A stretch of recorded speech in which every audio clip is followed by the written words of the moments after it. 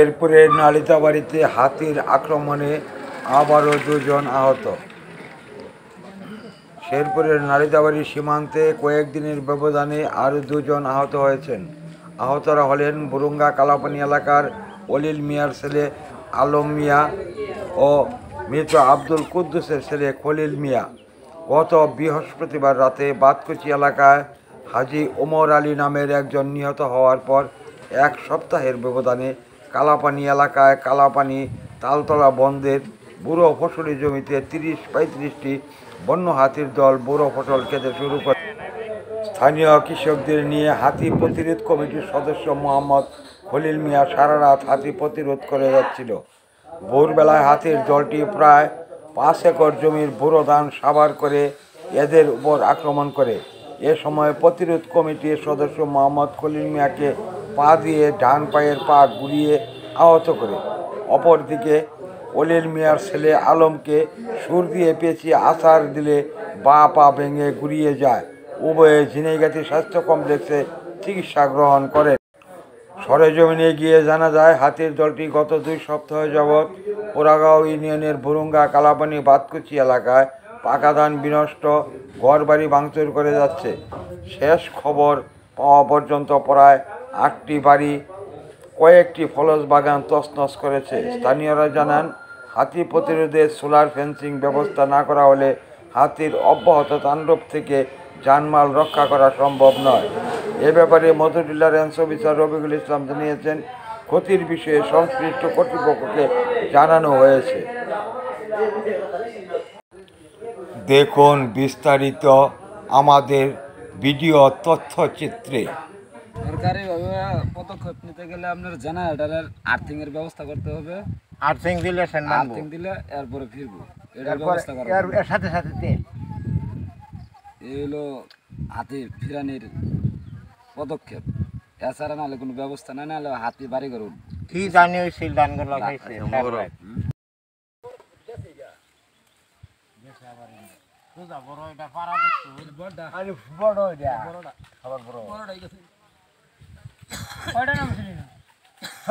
যদি সোলার ফ্যানের ব্যবস্থা করে দেয় তাহলে আঙ্গর কোনো সমস্যা হবে না মনে হয়। অন্য অন্য জায়গায় যে করছে, অন্য অন্য জায়গায় করছে এটি খুব ভালো আছে, আরামসে আছে, আমরা একটু কষ্টে আছে। সরেজমিনে গিয়ে জানা যায় হাতির দলটি গত ২ সপ্তাহ যাবৎ পোড়াগাঁও ইউনিয়নের বুরুঙ্গা কালাপানি বাতকুচি এলাকায় পাকা ধান বিনষ্ট, ঘরবাড়ি ভাঙচুর করে যাচ্ছে।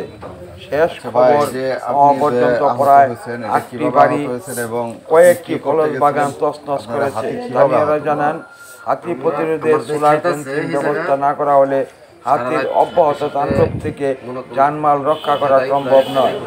এ ব্যাপারে মধুটিলা একটু খাইতে কম পারছে।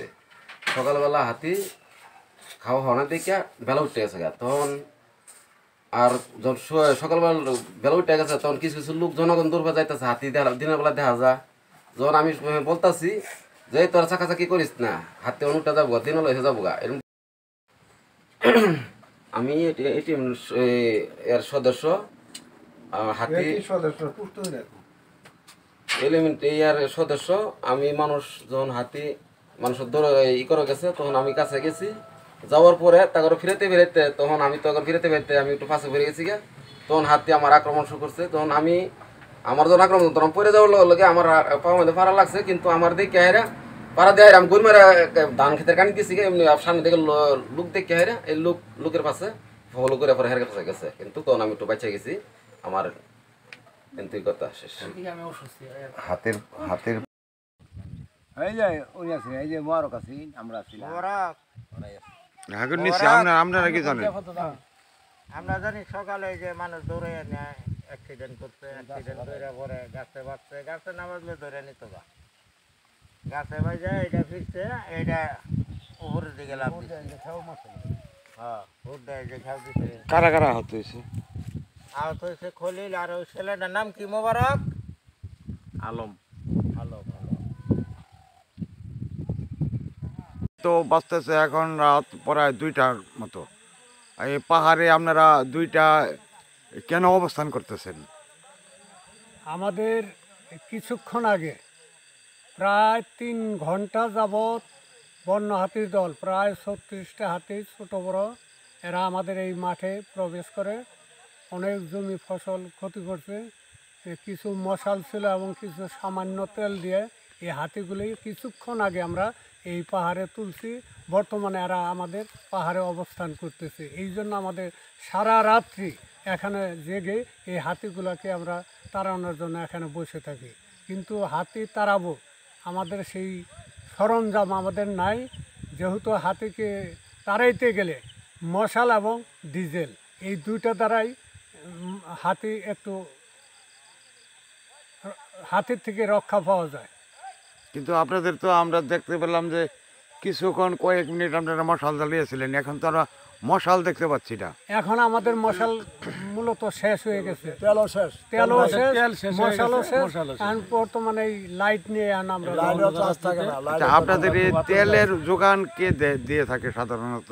এটা আমরা আমরা ঊর্ধ্বতন কর্তৃপক্ষের কাছে কিছু আমরা আশা করতেছি যে আমাদেরকে কিছু সহযোগিতা করার জন্য। আর এলাকার স্বাবলম্বী যারা আছে তারাও আমাদের সাথে যদি একটু সহযোগিতা করে মোটামুটি আমরা আশা করি যে হাতি অন্তত আমরা এই যে মাত্র হাতি এই যে আবার নেমে পড়ছে, এই যে আমাদের বাউ সাইডে হাতি এই যে আবার নামে পড়তেছে খেতে দাঁড়ায়। এখন যদি আমরা চলে যাই তাহলে কিন্তু হাতি এই যে ফসল দল্লা খাই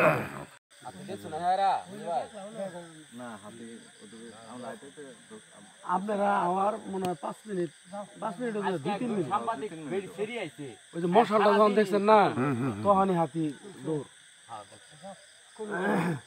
মানে ওই সুযোগে যদি উড়ে আসবেন পিছন থেকে তাইলে উঠবো, আর যদি সামনে যদি ফিরানি থাকে কাম হইতো না।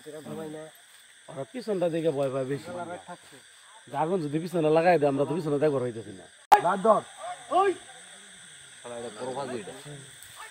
আচ্ছা পয়সা গাড়ি ইদি আনন্দ না তার বিশাল বড় এটা। ভাই ভাই পয়সা গাড়ি আনন্দ না তার তার আছে না তো আছে তো দিলে না দিছে তোরা ডাক দে নিয়ে আবার কো, ডাক দে নিয়ে আবার কো। কই দাইছে আনা কিসে খেত শেষ, দানা খেত শেষ।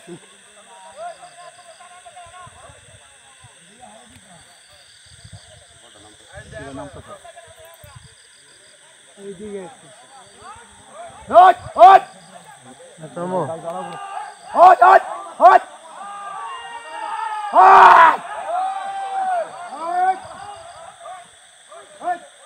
এই দুইটা খান, এটা বড় না বড়টা না এটা বুঝাড়া আর ছোটটা না বড় বড় আছে।